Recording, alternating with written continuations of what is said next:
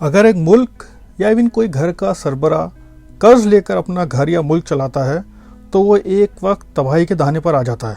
और इन लोगों ने एग्जैक्टली यही किया हमारे वतन अजीज के साथ। जिस मुल्क के खर्चे ज़्यादा हों और आमदनी कम हो वो मुल्क कभी तरक्की नहीं कर सकता। बिल्कुल ठीक कहा।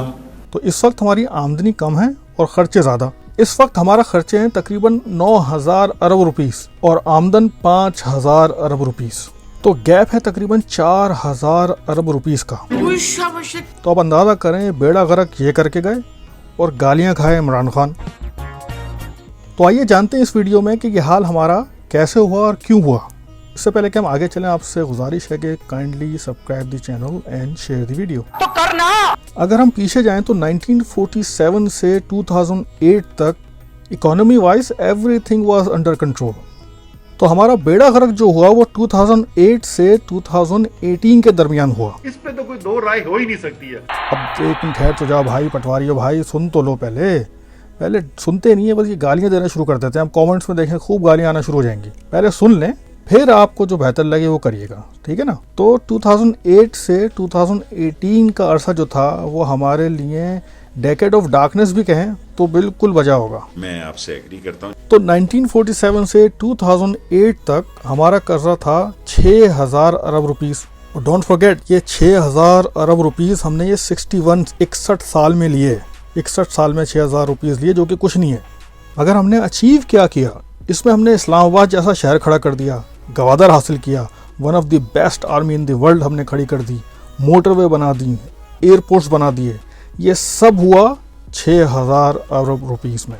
और अब शुरू हुए चाहते हैं हमारे बुरे दिन, यानी 2008। आमद होती है one and only Asif Ali Zardari. Corruption उरूज पर पहुंच जाती है और हमारा कर्जा बढ़ना शुरू हो जाता है। फिर 2013 में आमद होती है हमारे हैवी ड्राइवर यानी नाजू भाई की, मतलब नवाज शरीफ की।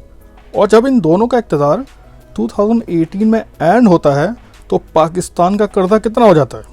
26,000 अरब रुपीस, 26,000 अरब रुपीस।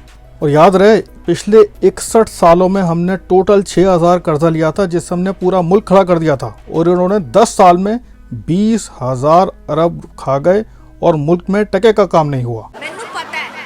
और हम दुनिया में बहुत पीछे रह गए। बल्कि दुनिया तो दूर की बात, हम उस खित्ते में हर शोबे में पीछे रह गए, thanks to these two Kohinoor हीरेज। और अब पाकिस्तान को 2,000 अरब रुपीस सिर्फ कर्ज के जो सूद है उसके मद में देने पड़ते हैं। और असल तो अभी वहीं खड़ा है। फिर लोग कहते हैं कि इमरान खान कब तक पिछलों की बातें करेगा।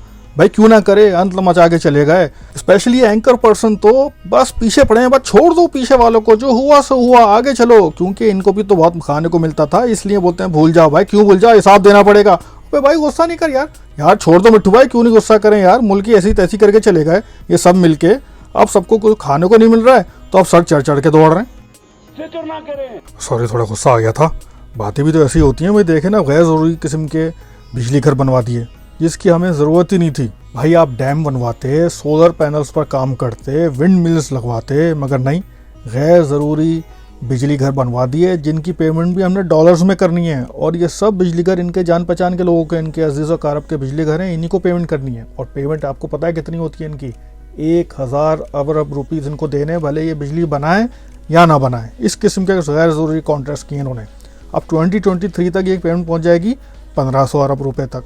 अब अंदाज़ा करें ये 30,000 मेगावाट्स बिजली बना रहे हैं और पाकिस्तान की ज़रूरत कितनी है? 24,000 मेगावाट्स की, यानी ज़रूरत से ज़्यादा बिजली बन रही है। अब आप कहेंगे कि भाई बिजली ज़्यादा बन रही है तो घरों में क्यों नहीं आ रही? वो घरों में इसलिए नहीं आ रही क्योंकि इन्होंने कभी मेंटेनेंस पर पैसा ही खर्च नहीं किया। हमारे ट्रांसफार्मर देखें, ज़रा सा एक बूंद पड़ती है वो फट पड़ते हैं। अब तो उनमें आग लगनी शुरू हो गई है। बिजली कैसे जाएगी आपके घरों तक? तो इन्वेस्टमेंट मेंटेनेंस पर ज़ीरो लगाई, बस सिर्फ वही काम किया जिसमें कमीशन बने और खाना पीना चलता रहे बस। ना मंजूर जहन्नम में जाए। तो इन दोनों ने मिलकर 20,000 अरब रुपीस कर्जा लिया। और वो आपको पता है कहाँ मिलेगा? वो आपको लंदन में मिलेगा या दुबई में। और ये सारे सियासतदान और मीडिया मिलके क्या कहता है कि आमिरों ने मुल्क की तबाही मचाई।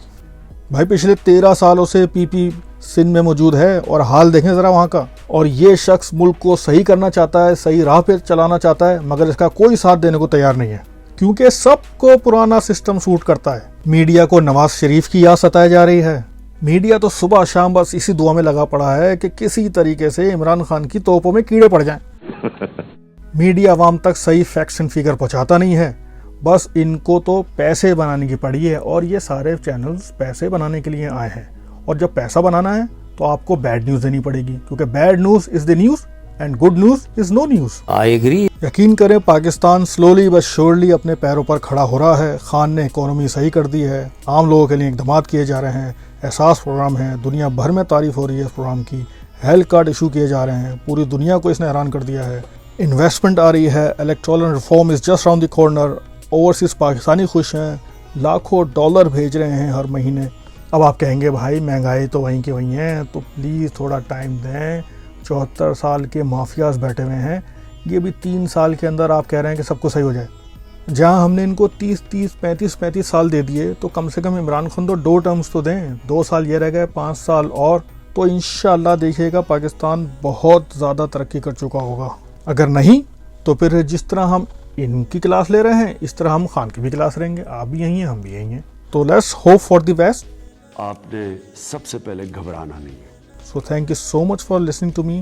Kindly share the video and subscribe the channel. अपना ख्याल रखिएगा और अपने इस चैनल का भी। Thank you very much. अल्लाह हाफिज़।